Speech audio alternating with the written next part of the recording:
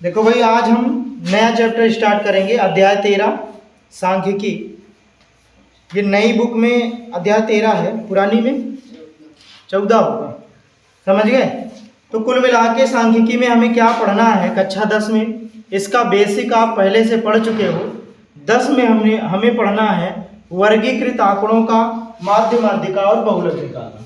क्या सीखेंगे भाई? वर्गीकृत आंकड़ों का 10 का जो सिलेबस है हमारा वो है वर्गीकृत आंकड़ों का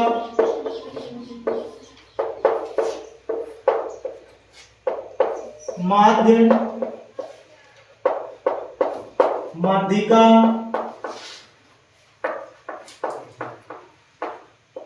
और बहुलक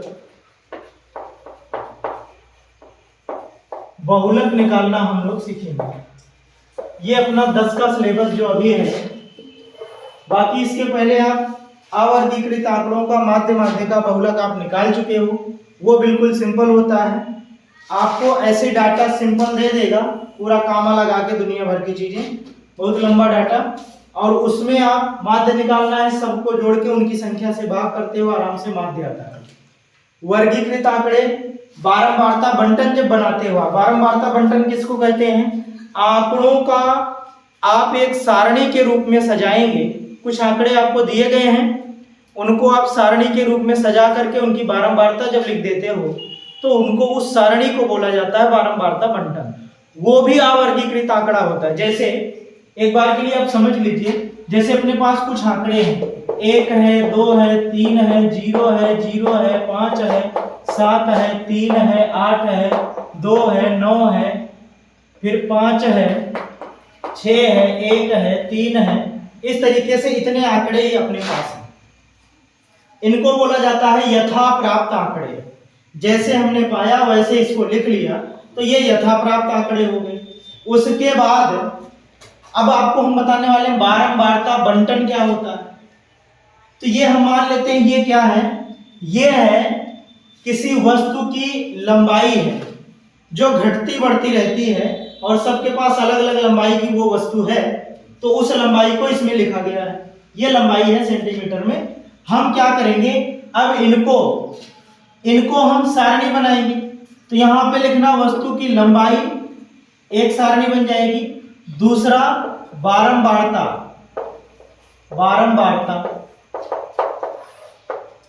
हम आपको बता रहे हैं बारंबारता बंटन क्या होता है। इस तरीके से जो सारणी बनती है और उसमें बारंबारता लिखी होती है। बारंबारता का मतलब कोई एक लंबाई कितनी बार है, या फिर एक लंबाई की कितनी वस्तुएं हैं सेम लंबाई की, और वो कितनी है। तो कुल मिला के जैसे सबसे पहले 1 सेंटीमीटर है ना, 1 सेंटीमीटर है तो लंबाई सेमी में हम क्या लिखेंगे? लंबाई सेमी में लिखेंगे 1 सेंटीमीटर।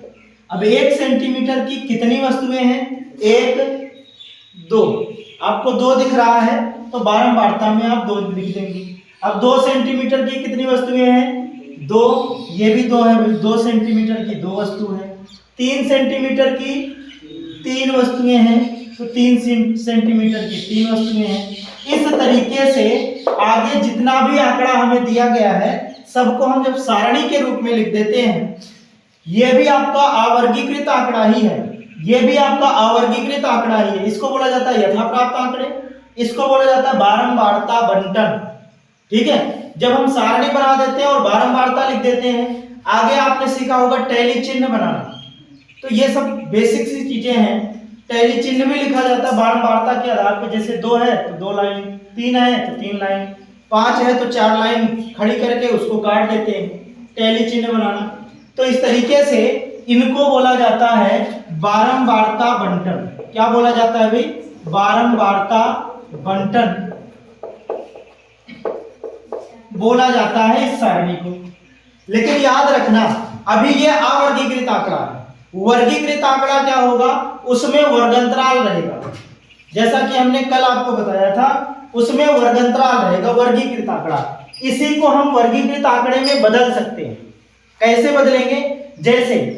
जैसे मान लीजिए हम 5 का वर्ग बना लेते हैं। किसका वर्ग बनाएंगे भाई? वर्गीकृत आंकड़ा कैसे लिखेंगे? यहां लिखेंगे वर्गंतराल। क्या लिखेंगे? वर्गंतराल। और यहां लिखेंगे बारंबारता, बारंबारता लिखेंगे। उसके बाद वर्ग अंतराल में हम छोटा छोटा वर्ग बनाएंगे।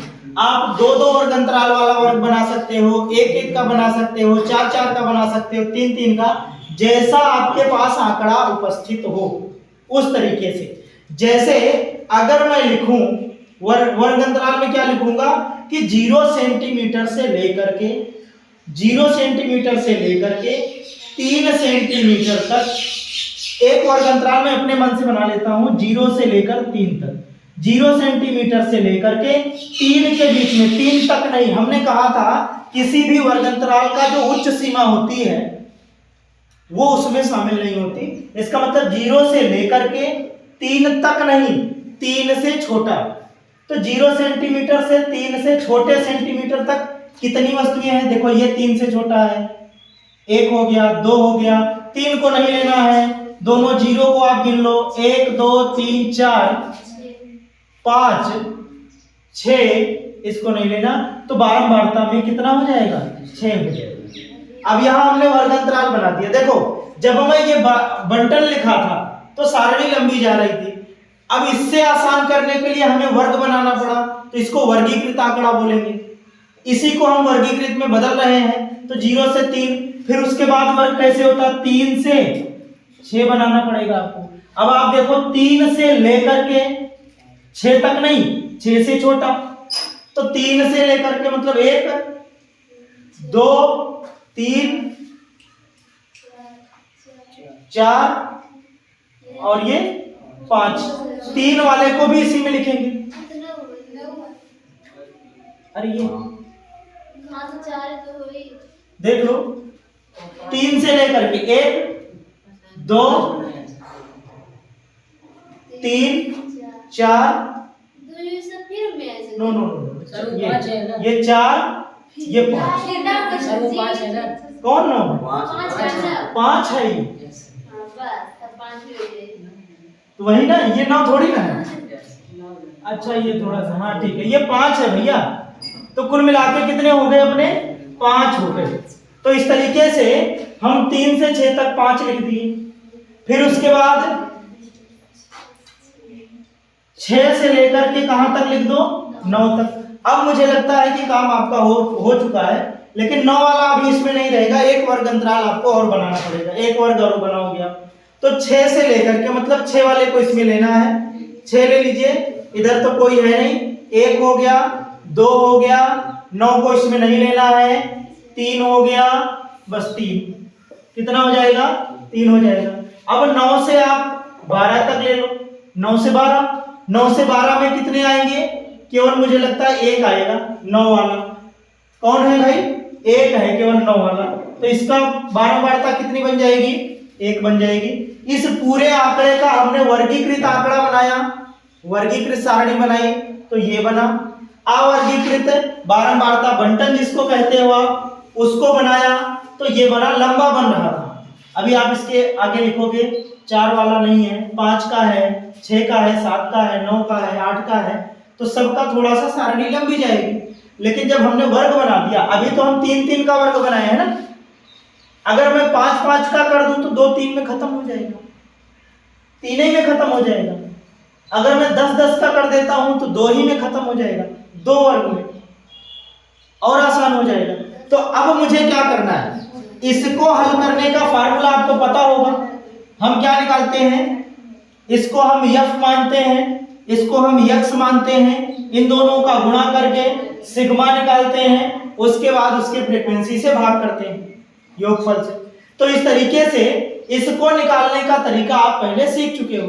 अब हमें 10 में क्या सीखना है? इस तरीके की सारणी आपके पास रहेगी और उसका माध्य, माध्यिका और बहुलक निकालना। माध्य के 3 तरीके बताऊंगा मैं, माध्यिका और बहुलक, कुल 5 फार्मूले आपको रटने हैं, याद करने हैं, समझने हैं, जैसा भी होगा।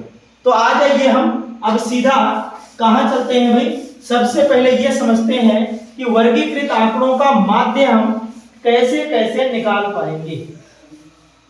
क्या निकालना है? पहले माध्य सीखेंगे, फिर माध्यिका, फिर बहुलक। तो हम यहाँ पे अब हेडिंग बनाने वाले हैं वर्गीकृत आंकड़ों का वर्गीकृत आंकड़ों का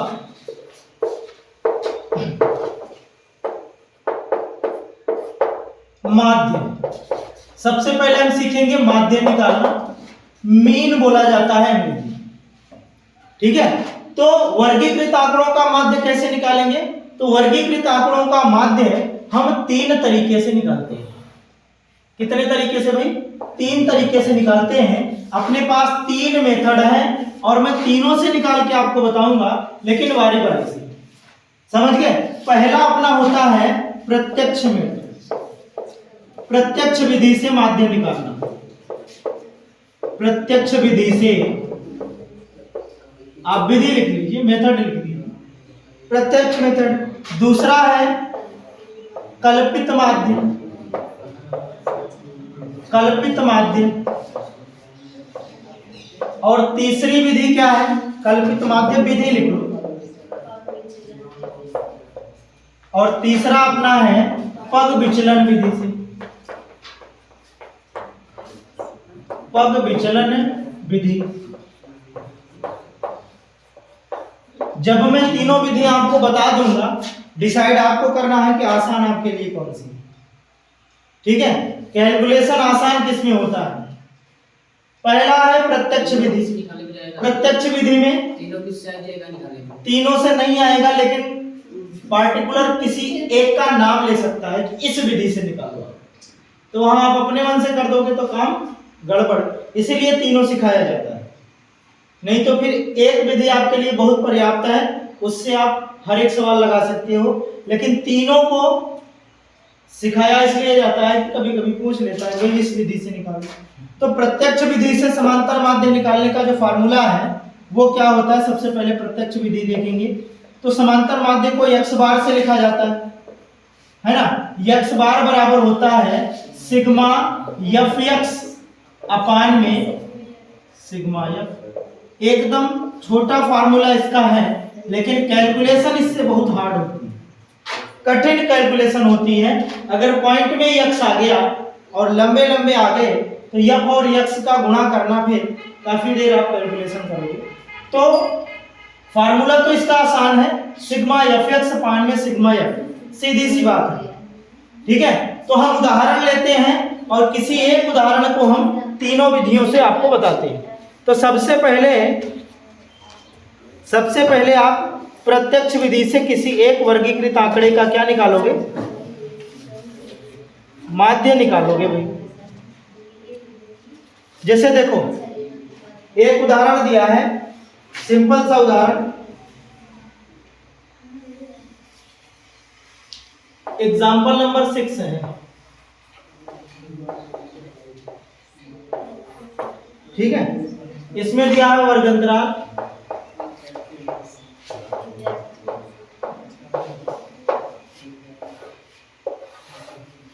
उसके बाद विद्यार्थियों की संख्या, विद्यार्थियों की संख्या जिसको यफ बोला, वर्ग अंतराल में 10 25 25 40, 10 25 25 40, 40 से कितना 55 होगा, 55 से 70 होगा, 70 से 85 होगा, 85 से 100, 85 से 100। बारंबारता इसका लिखा है 2 3 7 666 है, 2 3 7 6 6 6। अब आप समझो, सबसे पहले आपको निकालना है क्या? प्रत्यक्ष विधि से माध्य। तो प्रत्यक्ष विधि में हमें क्या क्या चाहिए भैया? यफ। यहाँ यफ क्या है इसको हम लिख देते हैं। यफ आपकी है बारंबारता। क्या है? बारंबारता। यक्स क्या है? यक्स जो होता है, यक्स को पद बोला जाता है। क्या बोला जाता है? पद। और वर्गीकृत आंकड़े में पद निकालने के लिए आप वर्गंतराल की निम्न सीमा और उच्च सीमा को जोड़ के बटे 2 करोगे तो आपका यक्स निकल के आएगा। तो यहाँ पे मैं यक्स बराबर लिख देता हूं, निम्न सीमा को L1 बोलोगे, उच्च सीमा को L2 बोलोगे, तो ये हो जाएगा L1 plus L2 by x कैसे निकलेगा, L1 plus L2 by 2। L1 हमने किसको बोला, निम्न सीमा को, L2 किसको बोला, उच्च सीमा को। L1 प्लस L2 बाई 2 करोगे तो क्या निकल के आएगा, यक्स निकल के आएगा। तो हमें क्या क्या चाहिए, इस फार्मूले को आप अपने दिमाग में रखना। हमें चाहिए भैया यफ और यक्स का गुणनफल, और यहाँ जो सिग्मा लगा है, सिग्मा का मतलब क्या होता है, इनका गुणनफल जब निकाल लोगे ना तो जितना गुणनफल आएगा सबका योग, सिग्मा का मतलब होता है सबका योग। ऐसे यहाँ पे यफ का मतलब क्या है, बारंबारता, यफ जितना भी यफ है टोटल यफ का योग, सिग्मा का मतलब होता है कुल यफ का योग। तो जो बारंबारता दी गई है सबका योग हमें निकालना पड़ेगा, और उसके बाद एफ एक्स निकालोगे। एफ एक्स तब आएगा जब एफ भी मालूम हो और एक्स भी मालूम हो। तो एफ अपने आप को मालूम होता है, एक्स निकालना पड़ता है। एक्स कैसे निकालोगे आप, एक्स आप L1 प्लस L2 बाई 2 करोगे तब एक्स निकल के आएगा। तो हल करने के लिए आपको करना क्या पड़ता है, इसी के आगे आप क्या बढ़ा लो भाई, अपनी सारणी बना लो, एक कॉलम एक्स का बना लो आप। एक्स कैसे निकलता है, हमने कहा इन दोनों का योग बटे में 2 करोगे। 25 10 35 बटा 2 का मतलब 17.5 हो जाएगा। उसके बाद 40 20 60 65 बटे 2 को हम क्या कहेंगे भैया, 32.5। क्या कहेंगे, 32.5। अब देखो यक्स निकालने का आसान तरीका, इधर जो वर्गंतराल में जो अंतराल आपको दिख रहा है 15 15 का दिख रहा है, ऐसे ही आप यक्स आगे निकालोगे ना तो 15 15 का अंतराल देखो दिखेगा, 17 15 32, फिर 15 47 आने वाला है। देख लो इन दोनों को जोड़ो जरा, इन दोनों को जोड़ोगे तो 50 40 90 5 95 होगा। 95 का आधा कितना होता है, 47.5। तो आपको अब जोड़ के आधा करने की जरूरत नहीं है, सीधा आप 15 15 जोड़ते चले जाइए। क्या जोड़ेंगे आप, जो वर्ग अंतराल है वही आप जोड़ते इसमें चले जाइए। तो 32 और 15 कितना होगा, 47.5। उसके बाद इसमें 15 जोड़ोगे तो 57.5 62.5, और उसके बाद इसमें जोड़ोगे तो 72.5 77.5, उसके बाद इसमें जोड़ोगे तो 87.5 92.5। ये आपका यक्स आ गया। उसके लिए उसके बाद क्या करोगे, एक सारणी आप किसकी बनाओगे, एफ एक्स की बनाओगे, क्योंकि हमें एफ एक्स निकालना है प्रत्यक्ष मेथड लगाने के लिए। तो यहाँ पे एफ एक्स जब निकालोगे तो एफ एक्स के लिए आपको क्या करना पड़ेगा भाई, एफ अपना ये है, एक्स अपना ये है, दोनों का गुणा करके यहाँ लिखोगे, इन दोनों का गुणा करके यहाँ लिखोगे, इन दोनों का गुणा करके यहाँ लिखना पड़ेगा। इस तरीके से सभी एफ एक्स हम निकालेंगे। तो यहाँ पे 17 दूना 34 34, और ये हो जाएगा 35। कितना हो गया, 35 हो गया। अब 32.5 का 3 में गुणा करो जरा, तो ये कितना बच जाएगा, 3 5 15, 3 दूनी 6 1 7, 3 त्रिका 9, 97.5 है। फिर इसका 7 में गुणा करोगे तो यही कैलकुलेशन लंबा हो जाएगा। अभी तो ये 7 6 3 दिख रहा है ना, यहाँ अगर 25 23 52 फ्रीक्वेंसी इतना ज्यादा जब दे देगा तो उस कंडीशन में फिर इसका गुणा करना 3-4 साल लगेगा आराम से। ठीक है, तो इसीलिए ये मेथड क्या होता है, थोड़ा सा कैलकुलेटेड ज्यादा होता है, आपको बड़े ध्यान से गुणा करना पड़ेगा तब आपका उत्तर सही आएगा। ठीक है, तो इसका गुणा करेंगे तो 7 का गुणा करिए, 7 5 35, कितना 332.5 हो गया। और ये कितना हो जाएगा, 6 5 30, 0 आ गया, 6 दूनी 12 3 15, 6 छंग 36 36 1 37, 375 आ गया। 6 का इसमें करोगे 0 आ गया, 6 7 42 3 45 हो गया, 6 7 42 42 4 465 हो गया। अब यहाँ पे 6 दूनी 12 3 15 हो गया, 6 9 का 54 है। ठीक है, तो एफ हमने सब निकाल लिया, लेकिन हमें क्या चाहिए, हमें चाहिए सिग्मा एफ एक्स। तो हम जब सिग्मा एफ एक्स निकालेंगे तो क्या करना पड़ेगा, सबका योग करना पड़ेगा। सबका योग पॉइंट के उस तरफ के जितने भी नंबर है पहले जोड़वा। कितना है भाई, 5 5 10, 2 जगह पे था 10 का मतलब 0 बन गया, 0 हो गया 10 एक हासिल है। अब इसको जोड़ लो आप, ये हो जाएगा 5 5 10 5 15 2 17 17 7 24 24 5 29 29 से 30, 3 हासिल बचा।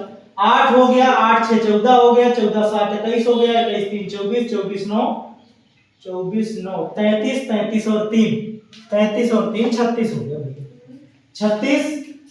ये 5 3 8 8 4 12 12 3 15 15 15 3 18 15 3 18 बस कितना हो गया भाई 1860 आ गया। सिग्मा एफ एक्स आपका 1860 आ गया। अभी हमें हर में क्या चाहिए, सिग्मा एफ चाहिए, तो सिग्मा एफ निकाल लो आप। 6 6 12 6 18 18 7 25 3 28 2 30 आ गया, ठीक है 30 आ गया। अभी एक्स बार आराम से निकाल लो, किस विधि से, प्रत्यक्ष मेथड से। एक्स बार क्या होता है, सिग्मा एफ एक्स 1860 बटे में सिग्मा एफ 30, काटोगे 3 6 18 3 6 18 3 2 6 62 आपका एक्स बार है। किस विधि से आया, प्रत्यक्ष विधि से। याद रखना माध्य, तीनों विधियों में माध्य निकालने के लिए पहले से मैं आपको बता देता हूं, तीनों विधियों से माध्य निकालने के लिए यक्स आपको निकालना पड़ेगा। इसका मतलब यह है कि ये दोनों चीजें आपको सवाल में दी जाएंगी। इन दोनों को देने के बाद आगे का पहला कॉलम आपको बनाना पड़ेगा एक्स। इसके बाद सिस्टम हर एक मेथड में बदलता है। तो प्रत्यक्ष मेथड में क्या किया, यक्स निकालने के बाद, तो यक्स तो सब में निकालना पड़ेगा, हमने कहा यक्स निकालने के बाद एक सारणी जो आपने बनाई वो एफ एक्स की बनाई। लेकिन कल्पित माध्य में इसका अपोजिट है, कल्पित माध्य में ऐसा नहीं है। तो याद रखना प्रत्यक्ष विधि का फार्मूला कौन है, यक्स बार बराबर सिग्मा एफ एक्स अपान में सिग्मा एफ।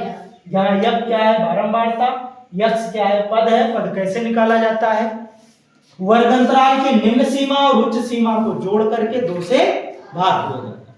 तो यक्स आपको हर एक विधि में निकालना है, तो इतना तो आपको करना ही पड़ेगा। इसके बाद चीजों को क्या करना है वो मैं दूसरी विधि में बताऊंगा। पहले इसको आप नोट करिए, इसको नोट करिए। जहां तक हमने थियरी बताई है, थियरी आप नोट करिए, एग्जाम्पल हम फिर से बताएंगे। तो एक विधि से आपने माध्य निकालना सीख लिया। आप एकाक उदाहरण अपने मन से, चाहे किताब से ले लेना, चाहे अपने मन से इसी विधि से लगा लेना। जितना मैं कह रहा हूं उतना कर लोगे तो फिर दोबारा ये विधि आपको याद करने की जरूरत नहीं है। ज्यादा जरूरत किसकी है, ये फार्मूला अपने दिमाग में होना चाहिए। अगर ये फार्मूला अपने दिमाग में रहेगा तो क्या क्या निकालना है सब दिख रहा है सीधा सीधा। जब यही भूल जाओगे आप तो सब गड़बड़ हो जाएगा। तो कुल मिलाकर फार्मूला याद रहे, इसके लिए आप एक आध दो सवाल अभ्यास कर लेना। कल हम आपको बताएंगे कल्पित माध्य विधि और पद विचलन विधि से समांतर माध्य कैसे निकालोगे, और तीनों विधियों में सबसे आसान विधि आपको कौन सी लगी ये मैं कल आपसे पूछूंगा, जब तीनों आप जान जाओगे तब। ठीक है, तो आज बस यहीं तक रखिए, बाकी कल देखेंगे इसी उदाहरण के साथ। तीनों विधियों से हमें 62 लाना है समांतर माध्य। कितना लाना है, 62। तो इसी उदाहरण को हम कल भी देखेंगे, लेकिन इन दोनों अलग अलग विधियों से। तो कुल मिला के इसको आप एक बार इससे एक उदाहरण कर लेना, ठीक है। प्रत्यक्ष विधि से तीनों विधियां आराम से याद हो जाएंगी, कोई दिक्कत नहीं, ठीक है।